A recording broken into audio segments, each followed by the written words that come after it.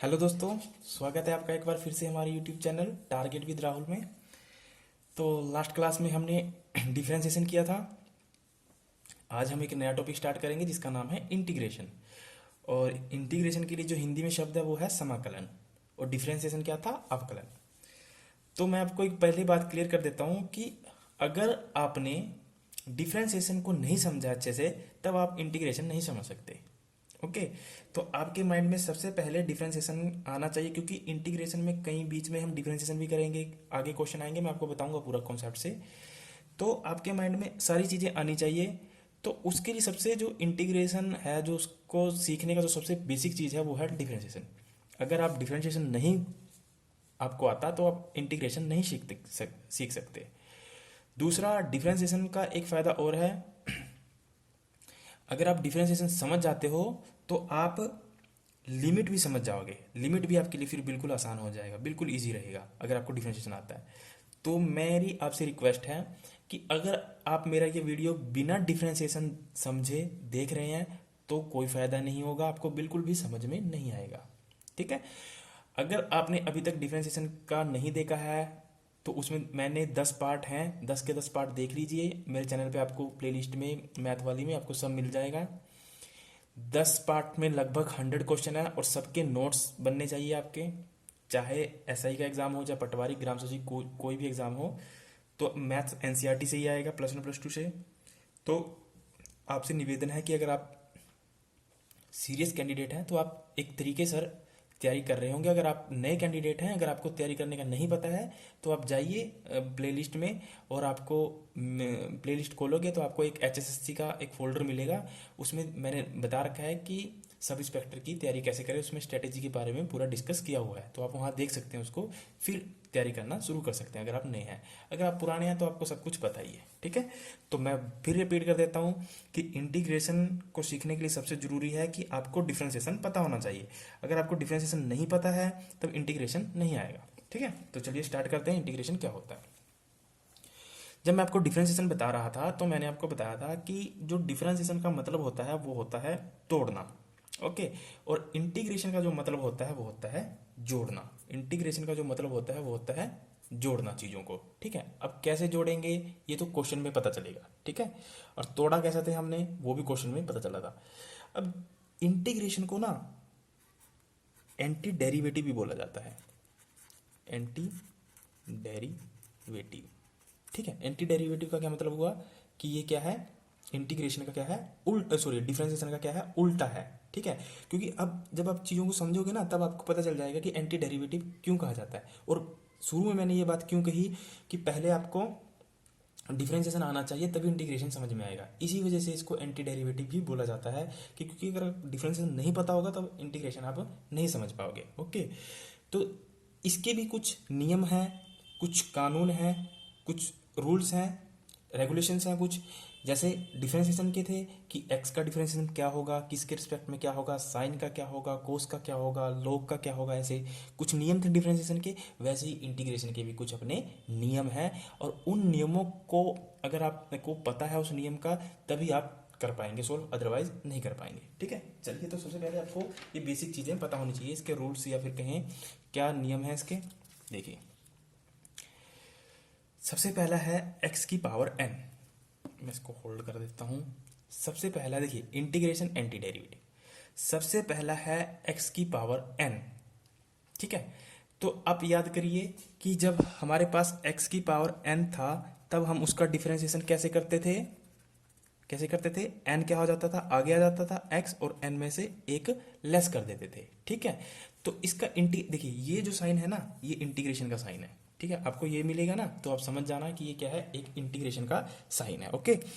तो जब भी एक्स की पावर एन की फॉर्म में कोई फंक्शन मिलेगा, जब भी एक्स की पावर एन की फॉर्म में कोई फंक्शन मिलेगा और उसका डिफरेंशिएशन करने को, सॉरी इंटीग्रेशन करने को बोलेगा इस टाइप के साइन में, तो उसका इंटीग्रेशन कैसे करेंगे, एक्स n+1, यहाँ क्या करते थे हम, n को क्या करते थे, माइनस करते थे। ठीक है।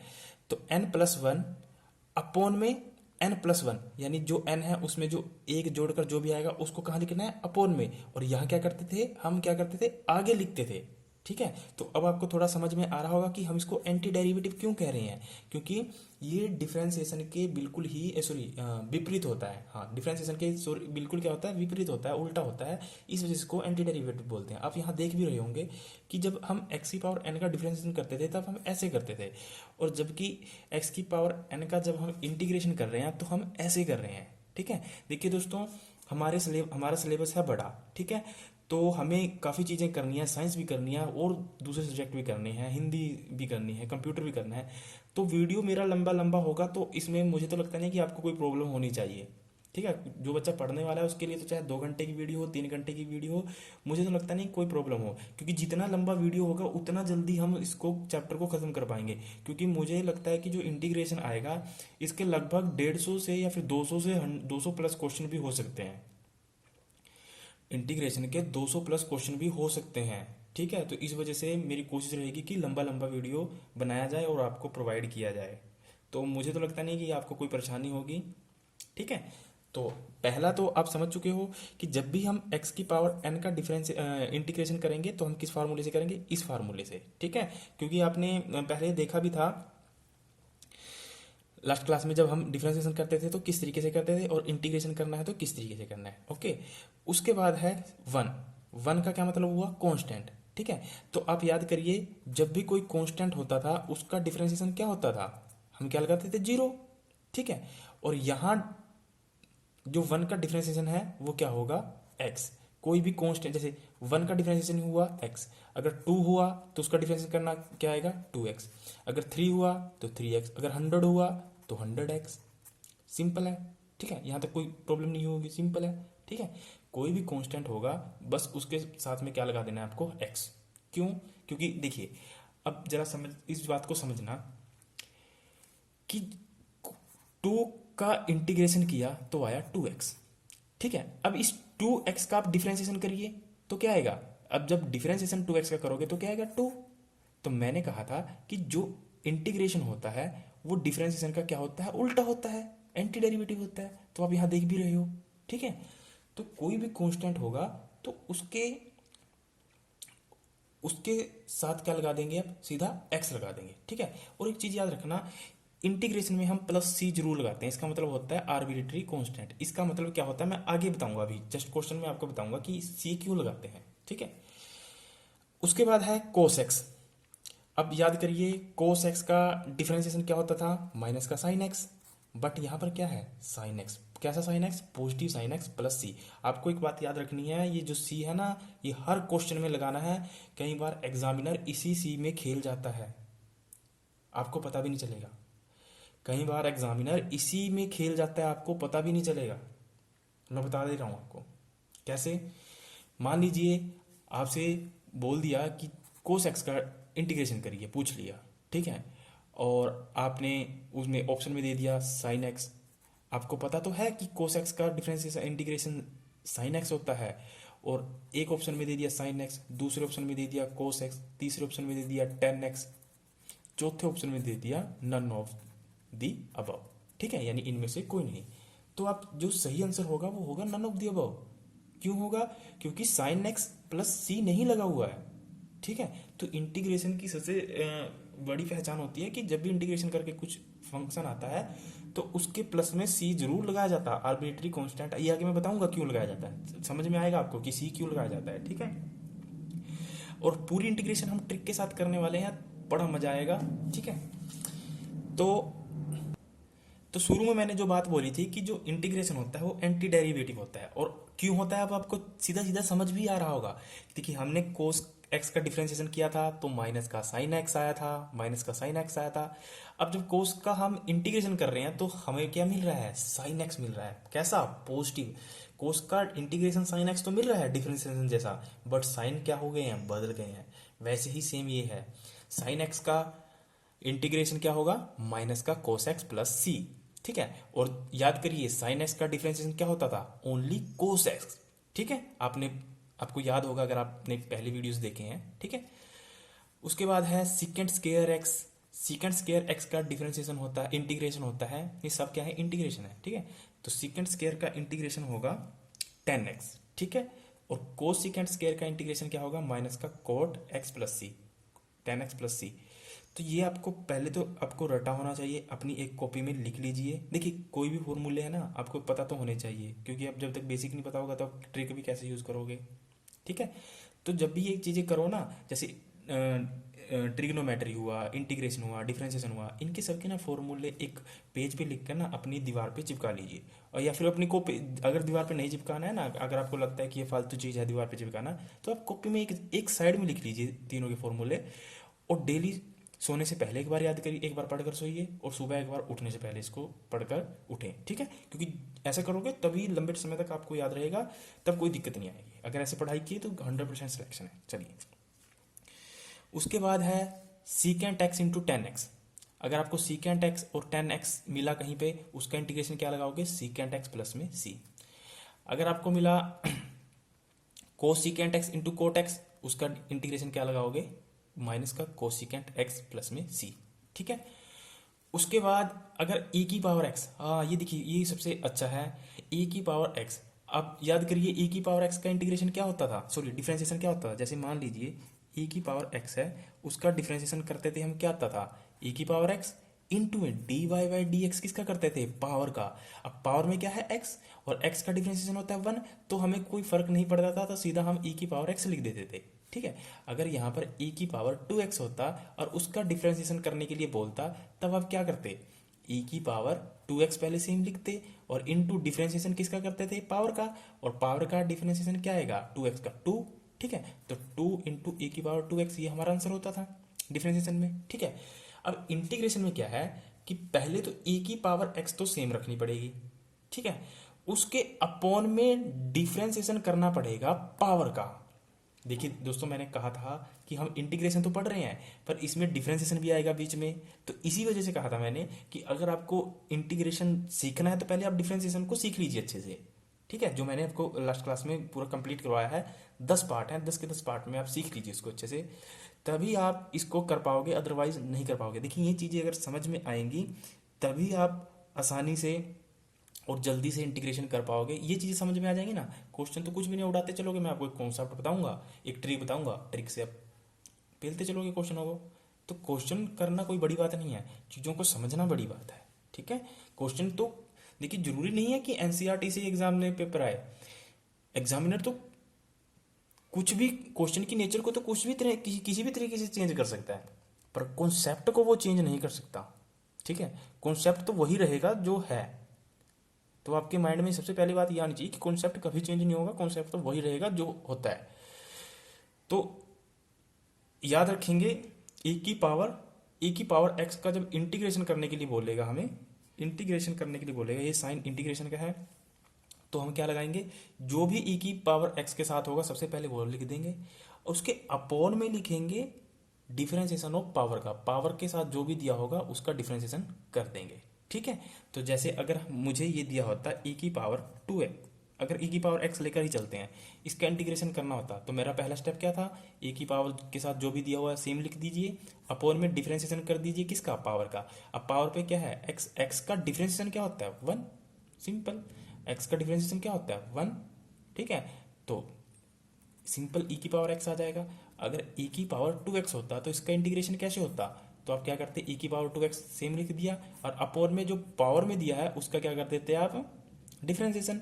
तो 2x का डिफरेंशिएशन क्या आएगा 2, तो ये आपका आंसर हो जाता है। प्लस में c लगाना मत भूलना, मैं बार बार ये कह रहा हूँ, मैं भी भूल गया था कि c लगाना मत भूल जाना इंटीग्रेशन के अंदर, क्योंकि अगर c नहीं लगाओगे तो क्वेश्चन गलत हो जाएगा। ठीक है, एक आर्बिट्री कांस्टेंट होता है, ये क्यों होता है मैं आगे आपको बताऊंगा। ठीक है, चलिए उसके बाद है 1 प्लस एक्स।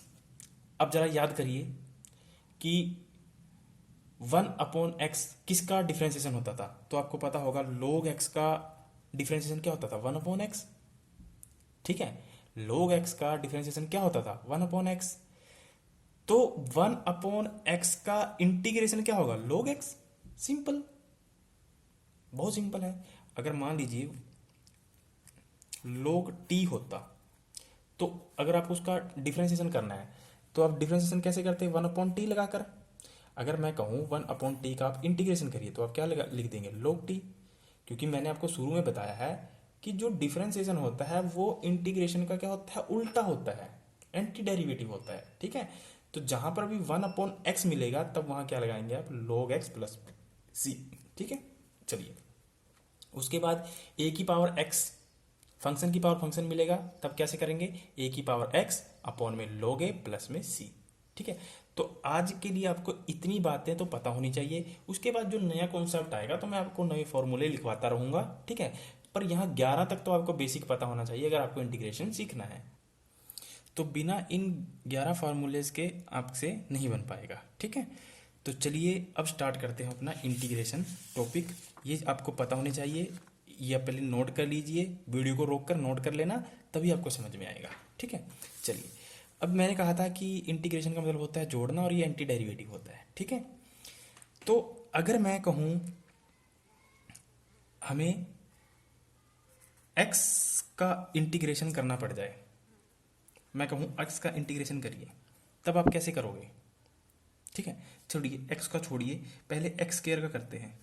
ठीक है, तो जब भी आपको x स्क्वायर का इंटीग्रेशन करने के लिए बोलेगा तो आप देख रहे हो कि यहाँ क्या लग रहा है, x की पावर n, है ना, x की पावर n का कॉन्सेप्ट लग रहा है यहाँ पर। तो जब भी हम x की पावर n का कॉन्सेप्ट देखते हैं तो हमारे माइंड में इंटीग्रेशन के लिए क्या आता है, ये आता है x की power n plus one upon में n प्लस वन प्लस में c। ठीक है, तो x की पावर n का जब इंटीग्रेशन करते हैं तो उसका फॉर्मूला होता है x की पावर n प्लस में वन अपॉन में n प्लस में वन। ठीक है, आपको सारी चीज़ें पता है, आपको सारी चीज़ें पता है, n भी पता है क्या है, x भी पता है क्या है। ठीक है, तो आप इसको लगा दीजिए यहाँ पर, क्या दिक्कत है। तो x, तो n कितना है, 2, 2 प्लस में 1 अपॉन में n प्लस में 1 यानी 2 प्लस में 1। ठीक है, तो इसका आंसर क्या आएगा, x की पावर 3 अपॉन में 3। ठीक है, और प्लस में आर्बिट्री कांस्टेंट c। तो x की पावर 2 का जो इंटीग्रेशन हुआ वो क्या हुआ, ये। अब इसको जरा गौर से समझना, इस चीज को जरा ध्यान से समझना, मैं बताता हूं क्यों क्यों हुआ। ठीक है, अब देखिए अगर मैं कहूं इसका आप डिफरेंशिएशन करिए, इसका आप डिफरेंशिएशन करिए, तो आप कैसे करेंगे, u अपॉन वी लगाकर, नहीं, क्यों, कैसे करोगे, मैं इसको, इसका क्या करने के लिए बोल रहा हूँ, D Y by D X, integration नहीं डिफरेंशिएशन करने के लिए बोल रहा हूँ। ठीक है, तो मैंने क्या किया, 1/3 को बाहर निकाल लिया, तो बाहर क्या बचा, अंदर क्या बचा, x की पावर 3।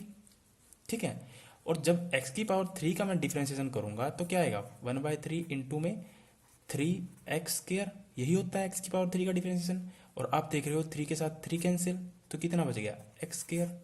तो आप यहाँ ये चीज़ देख रहे हो, x², दोनों इक्वल क्यों आए, क्योंकि मैंने आपको बताया था कि जो इंटीग्रेशन होता है वो डिफरेंशिएशन का क्या होता है, उल्टा होता है।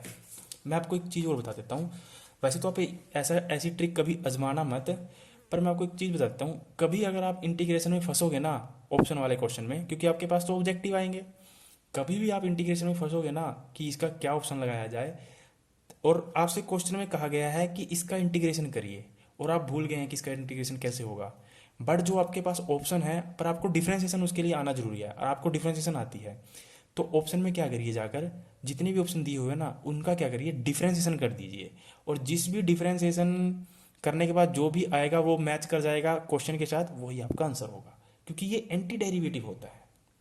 ठीक है, ये क्या होता है, एंटी डेरिवेटिव होता है। ठीक है, अब अगर अब ये एक चीज को और समझ लीजिए कि यहाँ जो सी लगाते हैं वो क्यों लगाते हैं। ठीक है, अगर मान लीजिए मेरे पास क्वेश्चन होता है x की पावर 2 प्लस में 3।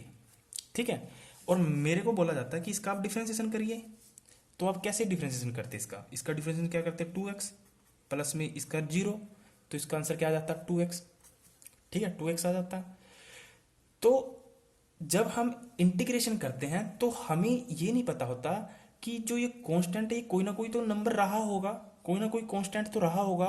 ठीक है, तो इस वजह से जब हम इंटीग्रेशन करते हैं तो हम सी लगा देते हैं, हमें नहीं पता कि यहाँ क्या रहा होगा कांस्टेंट, पर कांस्टेंट कोई ना कोई रहा होगा। ठीक है, तो इस वजह से इसको बोलते हैं आर्बिट्री कांस्टेंट, यानी कोई ना कोई नंबर रहा होगा, तो हमें इसका नहीं पता। जैसे अगर मान लीजिए इस टाइप के क्वेश्चन हमने डिफरेंशिएशन में कहीं कहीं किए भी हैं, ठीक है। तो सी लगाने का मतलब यही होता है, और कोई ज़्यादा स्ट्रेस नहीं लेना आपको सी की क्यों आया कैसे आया, ये आपके मतलब की बात नहीं है, ठीक है। बस इंटीग्रेशन में अगर आपको ये भी नहीं समझ में आया ना कि सी क्यों आया है, तो आप ये इस चीज़ को अपने माइंड से निकाल ही दीजिए, ठीक है। आपको क्या करना है, जब भी इंटीग्रेशन करना है, कोई भी फंक्शन का इंटीग्रेशन करना है, बस आपके माइंड में होना चाहिए मेरे को लास्ट में आंसर के साथ सी जरूर चिपकाना है उसके, बस। अगर ये नहीं किया तो क्वेश्चन गलत हो जाएगा, सीधी सी बात है, ठीक है। चलिए, अब मैं आपको इंटीग्रेशन करने के लिए बोलता हूँ, आप इंटीग्रेशन करिए एक्स का। तो इसका इंटीग्रेशन कैसे करोगे, इसका भी आप एक्स की पावर एन का फॉर्मूला यूज करोगे जो आपने यहाँ किया है। क्यों, देखिए यहाँ पर x की पावर कितनी है, अगर कुछ नहीं है तो x की पावर कितनी है, 1 है, सिंपल बात है, ठीक है। तो अब लगाइए x की पावर n, यानी x 1 प्लस में 1 अपॉन में 1 प्लस में 1, तो क्या आएगा एक्स स्क्वायर अपॉन में 2, यही आएगा ना। अब अगर आप चेक करना चाहते हैं तो इसका डिफ्रेंशिएशन कर लीजिए, 1/2 को बाहर निकालिए और एक्स स्क्वायर का डिफ्रेंशिएशन क्या आएगा 2x, तो सॉरी एक्स स्क्वायर का डिफ्रेंशिएशन क्या आएगा 2x, 2 से 2 कैंसिल, फिर x बच गया, ये फिर दोनों इक्वल आ गए, ठीक है। तो यही बात थी कि जो इंटीग्रेशन होता है वो क्या होता है, एंटी डेरिवेटिव होता है, ठीक है, एंटी डेरिवेटिव होता है। अब चलिए, अब x की पावर कुछ भी हो, x की पावर 1 हो, 2 हो, 3 हो, 11 हो, कुछ भी हो, कितनी बड़ी हो, तो आपको x की पावर का इंटीग्रेशन करना आ जाएगा। कैसे करेंगे, x की पावर n के जरिए, ठीक है। अगर मान लीजिए x की पावर यहाँ पर अंडर रूट एक्स होता, ये सही है, इसका इंटीग्रेशन करिए तो आपको पता है कि x की पावर अंडर रूट का मतलब क्या होता है 1/2, ठीक है। और इसका इंटीग्रेशन कैसे होगा, सेम फंडा, x 1/2 प्लस में 1 अपॉन में 1/2 प्लस में 1, ठीक है।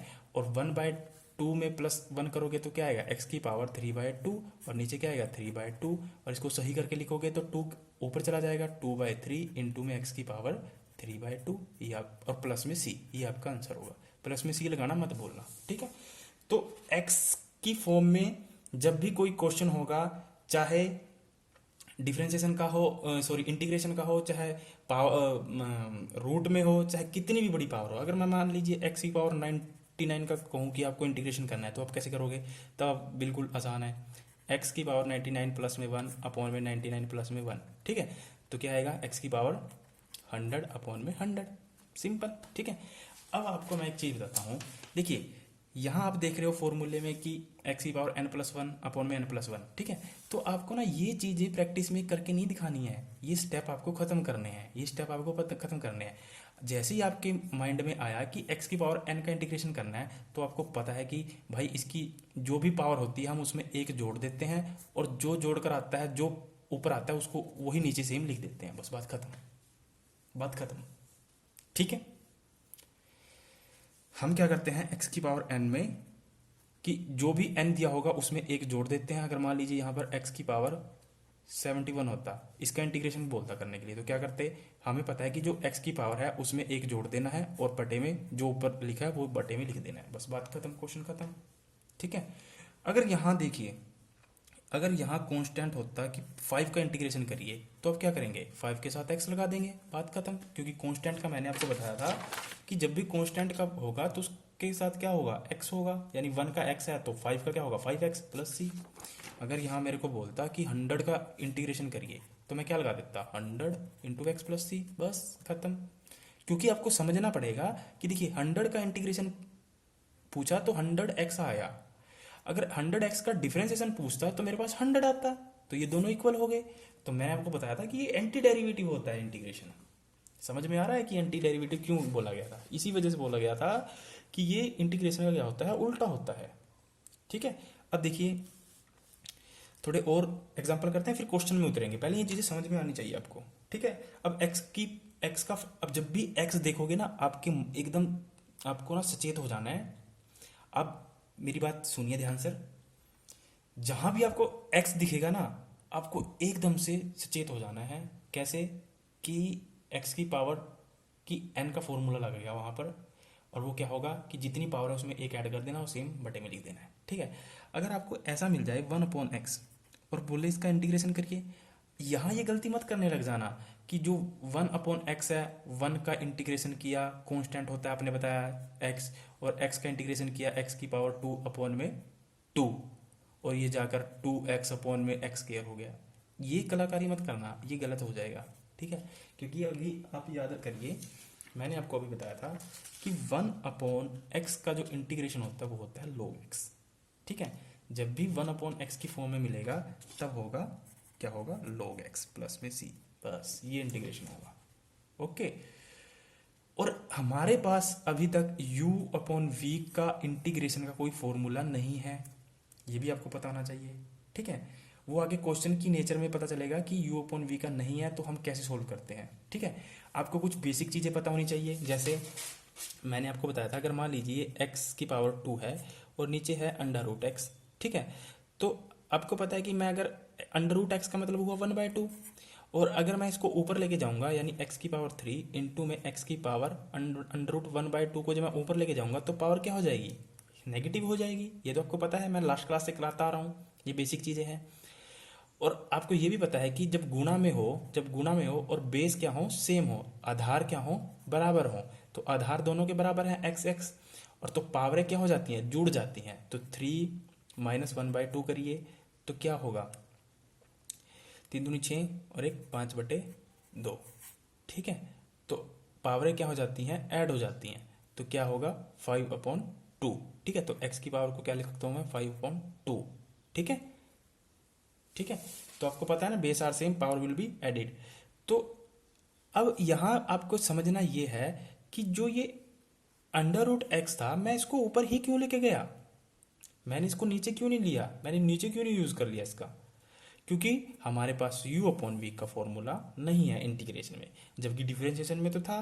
डिफरेंशिएशन होता तो हम पढ़ दे कर देते, वही स्क्वायर u का differentiation v same minus u same v का डिफरेंशिएशन ऐसे लगा देते, पीछे भी हमने कई क्वेश्चन किए हैं ऐसे, ओके। तो इसका फॉर्मूला नहीं होता हमारे पास, इस वजह से हम क्या लगाते हैं, ऊपर लगाते हैं। अगर मान लीजिए हमारे पास ये होता 4/x और हमें बोलता है कि इसका इंटीग्रेशन करिए, तो इंटीग्रेशन कैसे करते हैं आप, 4 को क्या करते हैं आप, 4x की पावर -1 आप ऊपर ले जाते हैं, है ना। x को क्या करोगे आप, ऊपर ले जाओगे, क्योंकि हमारे पास ये फॉर्मूला है नहीं इंटीग्रेशन में।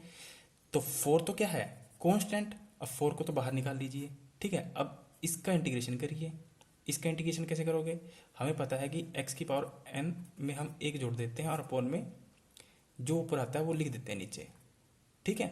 तो यहाँ पे क्या आएगा, x की पावर 0, यानी किसी की पावर 0 होती है तो वो क्या होता है 1 के इक्वल, तो क्या आ जाएगा 4, ठीक है। तो आपको ये पता होना चाहिए कि कहाँ कौन सा मेथड अप्लाई हो रहा है, x की पावर n का हो रहा है और x की 1/x का हो रहा है, क्या हो रहा है, साइन x है, ट्रिग्नोमेट्री है, क्या है, ठीक है। आपको ऐसे नहीं है कि बिल्कुल ही समझ में नहीं आएगा, चीज़ें समझ में आएंगी पर अगर आप उसको प्रयास करोगे, क्योंकि कईयों के मन में है कि डिफरेंशिएशन कैसे होगा, इंटीग्रेशन कैसे होगा, देखिए सबको समझ में आएगा। अगर आप ट्राई कोशिश करोगे तो समझ में आएगा, अगर कोशिश नहीं करोगे तो नहीं समझ में आएगा, ठीक है। कुछ क्वेश्चन मैं आपको और करके दिखाता हूँ, फिर चीज़ें और स्पष्ट होंगी। जैसे मान लीजिए cos 2x का डिफरेंस इंटीग्रेशन करना है। अब सबसे पहले देखिए, अब cos थीटा, थीटा क्या है यहाँ पर 2x, ठीक है। अब जरा पहले आप इसका इंटीग्रेशन छोड़िए, आप याद करिए डिफरेंशिएशन कैसे करते थे, cos 2x का डिफरेंशिएशन सॉरी इंटीग्रेशन कैसे करते थे आप, cos 2x का डिफरेंशिएशन कैसे करते थे आप। तो आपको पता है जब भी cos 2x से डिफरेंशिएशन करते थे तो क्या लिखते थे, माइनस साइन 2x, ठीक है। इनटू में डिफरेंशिएशन किसका करना पड़ता था, थीटा का, और यहाँ थीटा क्या है 2x, और 2x का डिफरेंशिएशन क्या होगा 2, तो यहाँ पे क्या आ जाएगा माइनस का 2 साइन 2x, ठीक है। ये आपका आंसर होगा, ठीक है। ऐसे करते थे डिफरेंशिएशन। और मैंने आपको इंटीग्रेशन में क्या बताया है कि अगर इसका इंटीग्रेशन करना हो तो कोस 2x का पहले तो आपको पता होना चाहिए, कोस थीटा, थीटा क्या यहाँ पर 2x, कोस थीटा का जो इंटीग्रेशन होता है वो क्या होता है, कोस थीटा का इंटीग्रेशन होता है साइन थीटा, और यहाँ पर थीटा क्या है 2x। उसके बाद जो थीटा है उसका करना है डिफरेंशिएशन, और कहाँ लिखना है, यहां हम कहाँ लिखते थे गुणा में, यहां कहाँ लिखना है अपॉन में। तो इसका जब डिफरेंशिएशन करोगे 2x का तो क्या आएगा 2, तो ये होगा आपका प्लस में c, ये होगा आपका आंसर इसका cos 2x का। समझ में आया। मैं एक एग्जांपल और लेकर बताता हूँ जिससे बातें और अच्छे से स्पष्ट हो पाए। जैसे अगर मान लीजिए मेरे पास होता साइन 5x, ठीक है, और मुझे कहता कि आप इसका इंटीग्रेशन करिए, ठीक है। पहले तो आप इसका डिफरेंशिएशन कर याद करिए कैसे किया किया था हमने। साइन का होता था कोस 5x, इनटू में डिफरेंशिएशन क्या करते थे, इसका करते थे 5, सिंपल, ठीक है। उसके बाद में इंटीग्रेशन अगर हम इसका करना है तो हम कैसे करेंगे, साइन का साइन, अच्छा आपको पता है ना थीटा क्या है यहाँ पर, अगर मैं आपसे पूछूं कि थीटा क्या है, थीटा क्या कहेंगे आप, 5x है यहाँ पर थीटा। और जब कहेंगे कि साइन थीटा का इंटीग्रेशन करिए तो आपको पता है कि माइनस का कोस थीटा होता है, और थीटा क्या है 5x लगा दिया। अपॉन में इंटीग्रेशन करना है थीटा का, थीटा का इंटीग्रेशन क्या आएगा यहाँ पर, सॉरी डिफरेंशिएशन करना है, याद रखना डिफरेंशिएशन। इसी वजह से मैंने बोला था कि आपको डिफरेंशिएशन आना चाहिए, क्योंकि इंटीग्रेशन में ऐसा होता है कि बीच में डिफरेंशिएशन भी होता है, इंटीग्रेशन भी होता है, साथ साथ चलते हैं दोनों, ठीक है। तो इसका अब जब डिफरेंशिएशन करोगे 5x का तो क्या आएगा 5 प्लस में c, ये आपका आंसर होगा, ठीक है। अब ये ऐसा क्यों कर रहे हैं, देखिए मैं आपको एक एग्जांपल से समझा देता हूँ। अगर आपको अभी भी समझ में नहीं आया ना तो फिर कभी समझ में नहीं आएगा, ये मैं आपको गारंटी देता हूँ। हमारे पास है cos x, ठीक है, और cos x का इंटीग्रेशन क्या होता है sin x, मैं लिख देता हूँ यहाँ पर। cos x का जो इंटीग्रेशन होता है वो होता है sin x प्लस में c, ठीक है। अब cos x का जो इंटीग्रेशन हुआ वो क्या हुआ sin x, ठीक है। और मैंने कहा कि जो थीटा होता है उसका क्या करना होता है डिफरेंशिएशन, और कहाँ लिखते हैं बटे में। तो आप इसका x का डिफरेंशिएशन कर कर देखिए, तो x का डिफरेंशिएशन क्या आएगा 1। तो यहाँ पर x का डिफरेंशिएशन 1 आता है, इस वजह से कोई फर्क नहीं पड़ता है, ठीक है। क्योंकि साइन x अपॉन 1 तो साइन x ही, क्योंकि ये पूरा आया है इसको मैं क्या लिख सकता हूँ साइन x ही लिखूंगा ना, तो कोई फर्क पड़ेगा, कोई नहीं फर्क पड़ता। 1 का कोई फर्क नहीं पड़ता अगर नीचे आता है, ओके। तो इसी वजह से ये जो 1 है हमें दिखाई नहीं देता। पर अब इसी cos x की जगह आप cos 2x रख लीजिए, तब गड़बड़ हो जाएगी। कैसे गड़बड़ होगी, अब cos थीटा क्या है यहाँ पर 2x, तो cos थीटा का जो इंटीग्रेशन होता है वो होता है साइन थीटा, और थीटा क्या है 2x। अब अपॉन में थीटा का भी तो इंटीग्रेशन करना था, सॉरी डिफरेंशिएशन करना था। जो अपॉन में लिखोगे उसका क्या करना है डिफरेंशिएशन, याद रखना है डिफरेंशिएशन करना है, ना कि इंटीग्रेशन। इंटीग्रेशन डिफरेंशिएशन दोनों साथ साथ चलेंगे। तो जो थीटा है उसका समाकलन करोगे, यानी इंटीग्रेशन सॉरी अवकलन करोगे, डिफरेंशिएशन करोगे थीटा का, तो 2x का डिफरेंशिएशन क्या आएगा 2 आएगा, ठीक है। तो इस वजह से सही आंसर होगा साइन 2x अपॉन 2 प्लस में c, ठीक है। तो यहाँ पर थीटा चेंज हो जाने से ये गड़बड़ हो जाती है। यहाँ थीटा था x, तो यहाँ हमें कोई प्रॉब्लम नहीं हुई थी, ठीक है, क्योंकि x का जो डिफरेंशिएशन होता है 1 होता है, तो इस वजह से वो 1 दिखाई नहीं देता। पर है तो है ना 1। अगर मैं कहूँ 5 अपॉन 1 तब भी तो ये 5 है, अगर मैं कहूँ 10 अपॉन में 1 तब भी तो ये 10 ही है ना, बात तो एक ही है। पर है तो है, पर दिखाई नहीं देता, ठीक है। यही फर्क पड़ता है आगे जाकर। चीज़ें समझ में आई? तो चलिए अब क्वेश्चन करते हैं। क्वेश्चन कोई बड़ी बात नहीं है, एकदम उड़ाते चलेंगे क्वेश्चन को। क्वेश्चन में कुछ नहीं रखा, क्वेश्चन 200 प्लस जाएंगे भाई, तो तैयार रहें नोट्स बनाने के लिए। चीज़ें समझ में आनी चाहिए बस, ठीक है। चलिए अच्छा ये तो अभी करवा ही दिया। cos 2x का डिफरेंशिएशन क्या होगा, सॉरी पहला क्वेश्चन है cos 2x, चलो करवा देता हूँ सारे क्वेश्चन, आज फर्स्ट डे है। पहला क्वेश्चन है cos 2x का इंटीग्रेशन करिए, ठीक है।